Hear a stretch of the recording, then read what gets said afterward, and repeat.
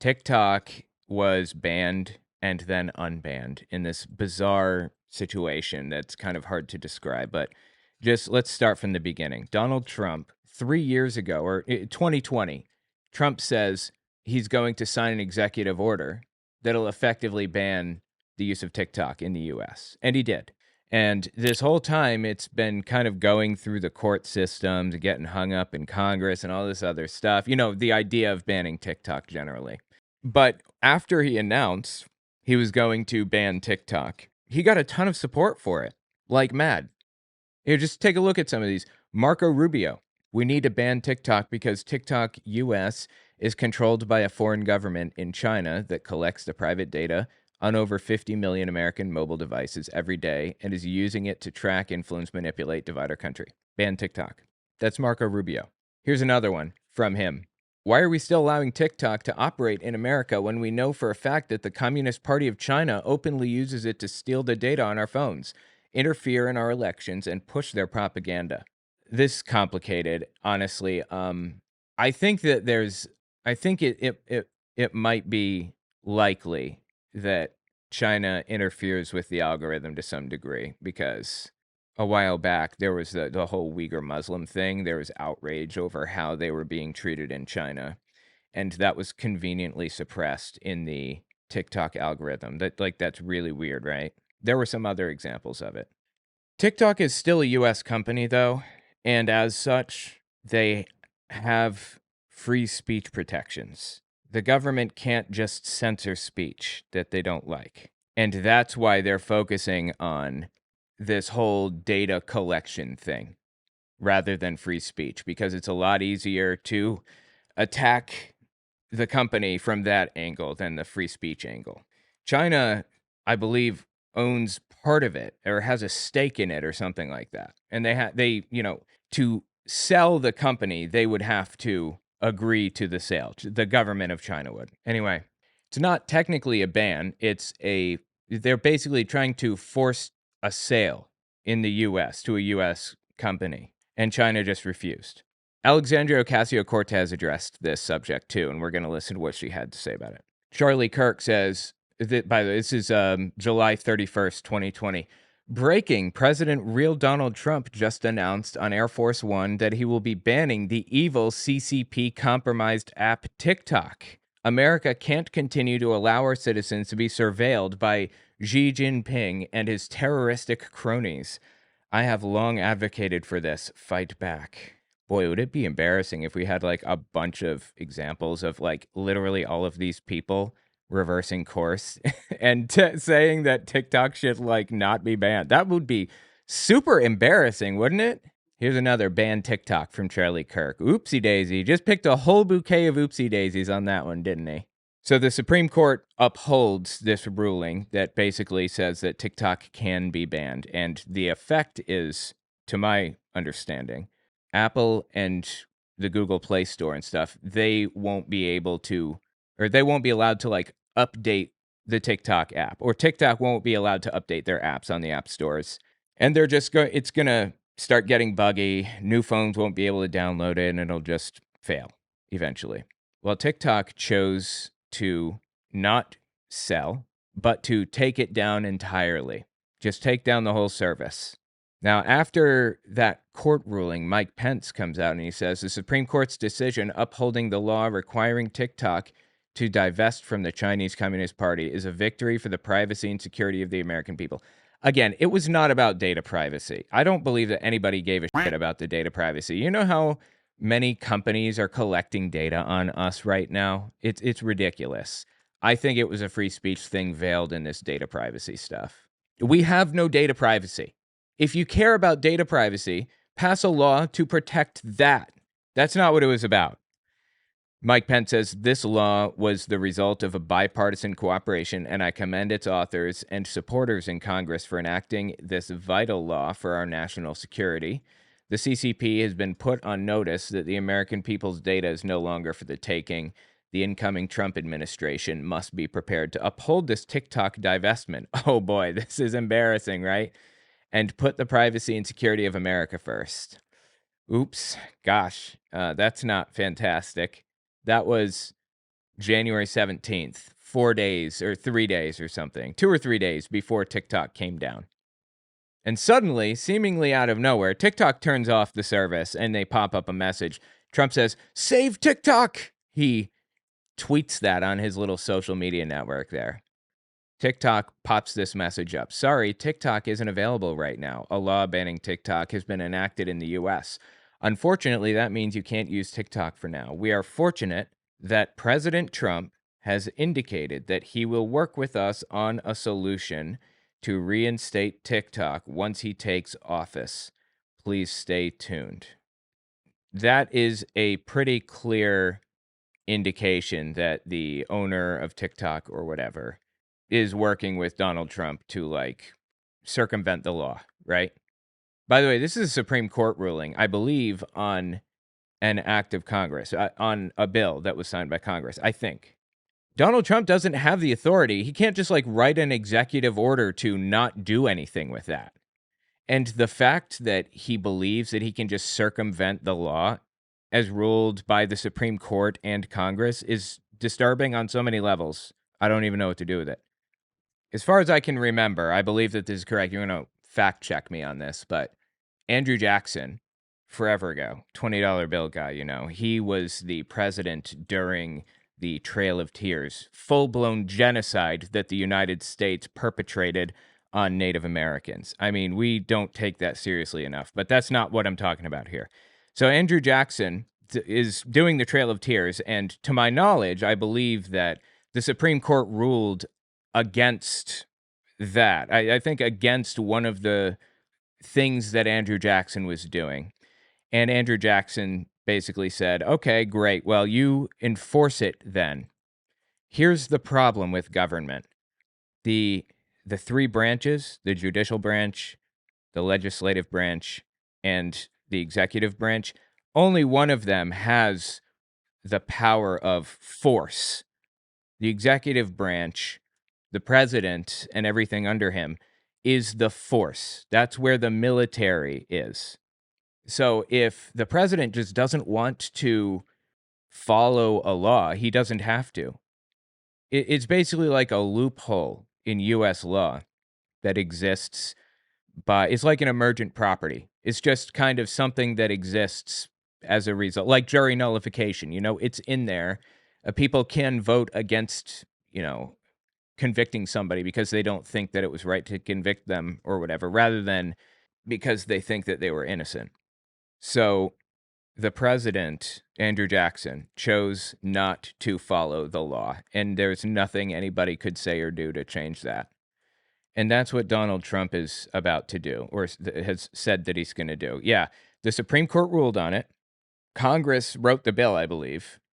And Donald Trump, or the executive branch, has to enforce it. And he said, I'm not going to. Just like with Andrew Jackson, pretty much. That's where we are.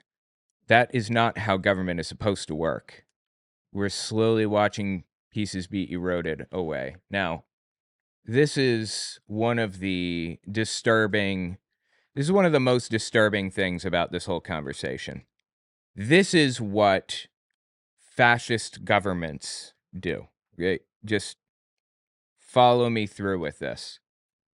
Say TikTok reinstates their services. Apple and Google Play continue to do their thing or whatever. They continue letting the app be updated and all that stuff because Trump said, I'm not enforcing this. Suddenly, if Tim Apple or who is the CEO of Google? I don't remember now. Or anybody in the chain of Google or Apple command, if any of them cross Donald Trump, he can charge them with a crime now. He can charge them for not following the law. Fascist governments tried to get everybody's hands dirty. Saddam Hussein did this too. This exact thing. He would tell his people to, take people out in the street and shoot them so that their hands were dirty too. Anyway, TikTok came up like 12 hours later with this message. Thanks for your patience and support. As a result of President Trump's efforts, TikTok is back in the US. You can continue to create, share, blah, blah, blah. What did they do? What did they promise? What did they promise Donald Trump, the CEO of TikTok, for him to suddenly flip on a dime and support them all of a sudden out of nowhere? What did they promise him? Trump, if this is one thing I've learned from this guy, it's that he doesn't do anything altruistically. There's always some goal, some reason behind it. Here, this is Ron Filipkowski kind of elaborating on it. This TikTok scam by Trump is really something. In a few days, we'll be hearing from Trump about how he saved TikTok and brought it back. He literally created the problem by calling for a ban. Republicans pass a law, it gets banned, it goes dark for a day or two, and then Trump saves it. From the Democrats, of course. When was it? Like a few years ago, I think, Donald Trump was talking about Mark Zuckerberg, in 2020. He basically said that Mark Zuckerberg is going to spend the rest of his life in prison. He said that Zuckerberg rigged the election against Donald Trump, and if he got into power, he's going to send him to prison for the rest of his life. And what happens immediately after Trump wins the election? Zuckerberg announces that he's ending fact-checking on Facebook, donates $100 million, I think, to Trump's inauguration fund, and goes and visits him in Mar-a-Lago. This is what fascists do. They try to scare people into compliance and get everybody's hands dirty. It's how it's worked since the dawn of time, since before fascist was even a word. Here's another example of a disturbing trend. A Washington Post cartoonist she quit because her story or her cartoon was axed. Listen to what she says here. This is on her Substack. Ann Telnes, I think. This is from January 3rd, 2025. I've worked for the Washington Post since 2008 as an editorial cartoonist. I've had editorial feedback and productive conversations and some differences about cartoons I've submitted for publication. But in all that time, I've never had a cartoon killed because of who or what I chose to aim my pen at until now. The cartoon that was killed criticizes the billionaire tech and media chief executives who've been doing their best to curry favor with incoming President-elect Trump. There have been multiple articles recently about these men with lucrative government contracts and an interest in eliminating regulations making their way to Mar-a-Lago, namely Zuckerberg, Jeff Bezos of Amazon, or Jeff Amazon, as Trump might call him, and who's the guy that leads ChatGPT, or the CEO of ChatGPT? I don't remember his name, but him. That's who she put in her cartoon. This is the cartoon, by the way. And Mickey Mouse is sitting here in the bottom right, basically bowing down. She drew the three of these people giving Trump money because they donated to him. And she drew Mickey Mouse bowing down because they settled a big lawsuit, Disney did, with Donald Trump immediately after, basically. There's a chilling effect that's waving through society right now, waving through the rich and powerful, a chilling effect. They don't know what Trump is going to do. They believe that he might do something psychotic. So I'm going to just continue on with the cartoonist here. The cartoon that was killed criticizes the billionaire tech and media chief executives who've been doing their best to curry favor with incoming President-elect Trump. The group in the cartoon included Mark Zuckerberg of Facebook and Meta, Sam Altman of OpenAI, of the ChatGPT company, I believe, Patrick Soon-Shiong, LA Times publisher, and the Walt Disney Company, / ABC News, and Jeff Bezos of the Washington Post, the owner of Washington Post, which is where she worked when this was axed. While it isn't uncommon for editorial page editors to object to visual metaphors within a cartoon if it strikes that editor as unclear or isn't correctly conveying the message intended by the cartoonist, such editorial criticism was not the case regarding this cartoon. To be clear, there have been instances where sketches have been rejected or revisions requested, but never because of the point of view inherent in the cartoon's commentary. That's a game changer and dangerous for a free press. So anyway, she quit because Bezos, like Zuckerberg, is bending his knee to Donald Trump because of the chilling effect, because they're afraid of what's going to happen next. They're afraid of what he's going to do. They don't want to spend the rest of their lives in jail, as Trump promised they would. They aren't the only ones that we're seeing this from. like they, Zuckerberg, Bezos, and the others, they're not the only people that are practically bowing down to Donald Trump. Listen to what Snoop Dogg said in 2017 after Trump was elected, but before his inauguration. So ain't nobody gonna perform for Donald Trump, huh? Which one of you ass gonna be the first one to do it? I'm waiting. I'm gonna roast the out one of you Uncle Tom ass for doing it. Which one of you gonna do it first? Osby's the one that performs for himself.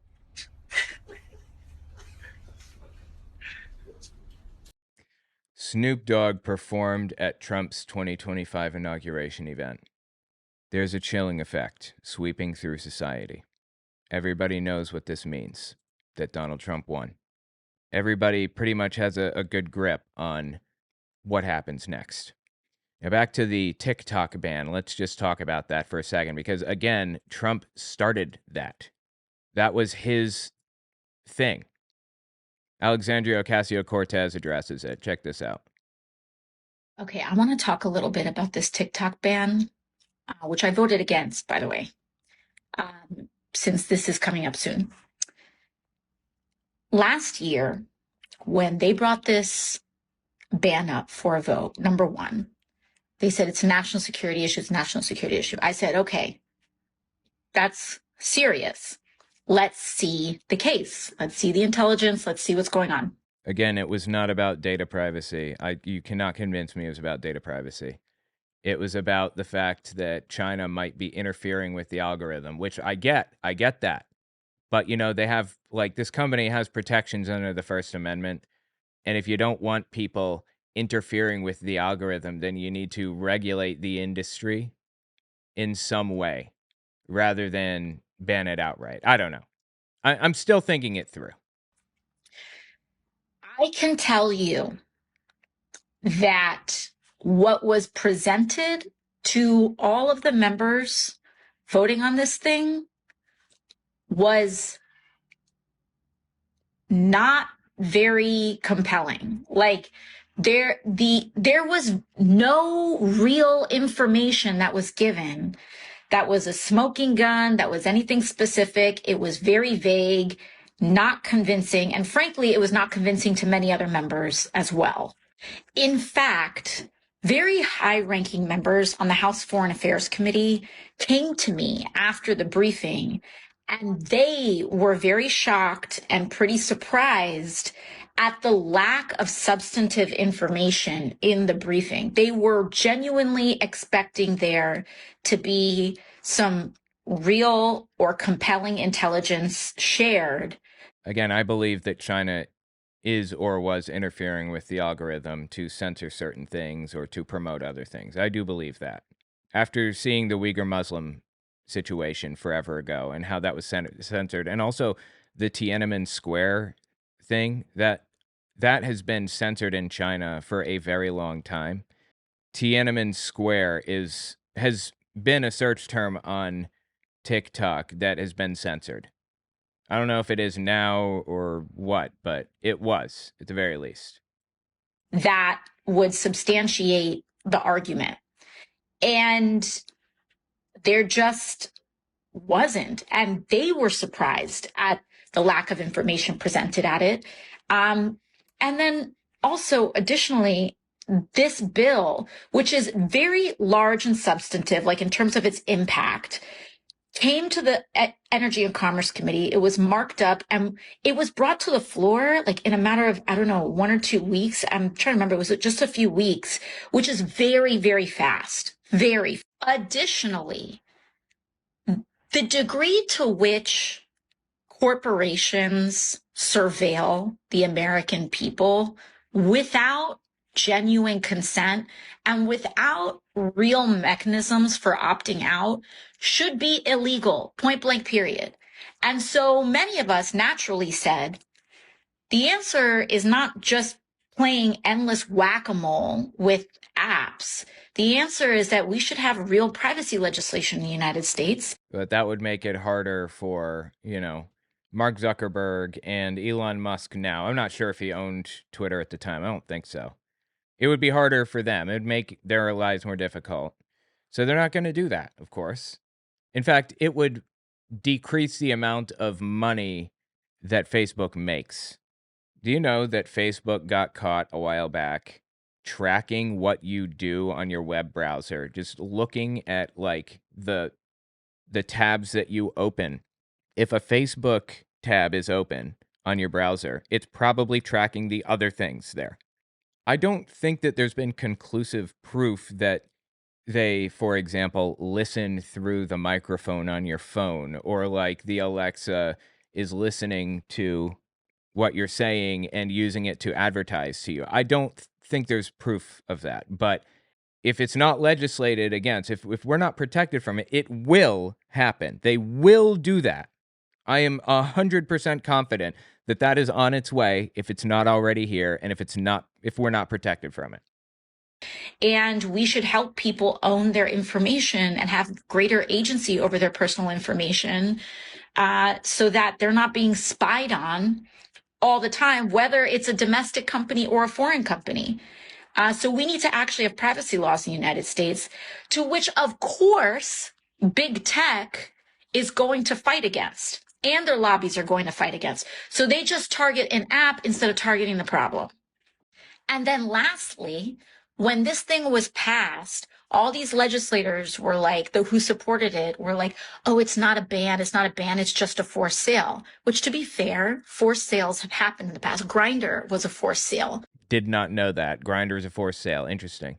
And they'll say it's not a ban. It'll be a forced sale. It'll be fine.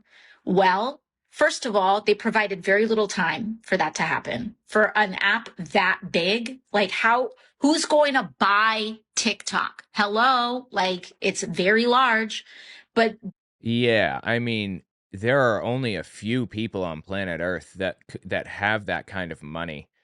There are companies that have that kind of money, but like single individuals, like $42 billion for Twitter that Elon Musk paid, I think, or somewhere in there, is insane. That is an insane amount of money.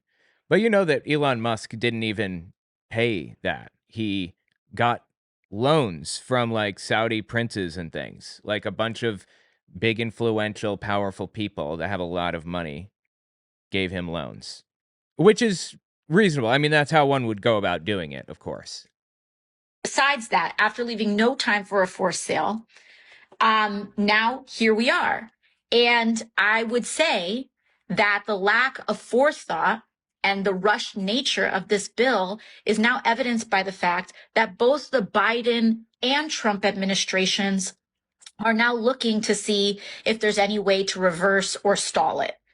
And it's weird to me that it was like so kind of rushed through that, and it was almost nonpartisan. It was something that Republicans and Democrats agreed on. It was like a really bizarre moment in American history to see a completely unpoliticized bill passing through like that.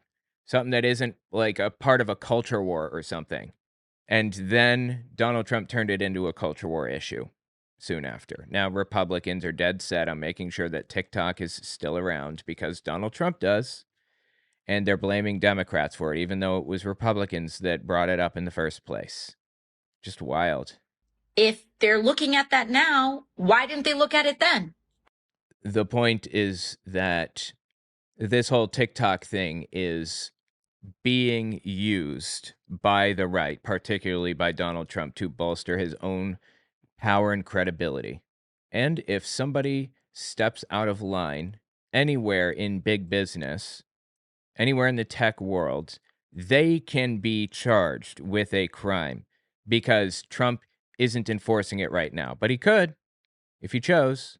Anyway, this is fascism. If anybody's wondering, this is how it plays out. This is how it works in practice. I mean, there's Umberto Eco's 14 points of fascism that kind of details what it is in more specific terms. Like, I wrote about it in my book, Was Hitler an Atheist? Check it out, chapter 2, I talk about it. But things like there's a kind of a cult of manliness and thinking is discouraged and things like that.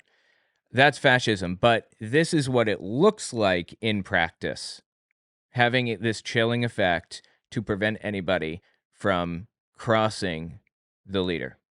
So it seems like TikTok is up for now, and in my personal opinion, I believe that TikTok will remain online. But it remains to be seen. Let me know what you think.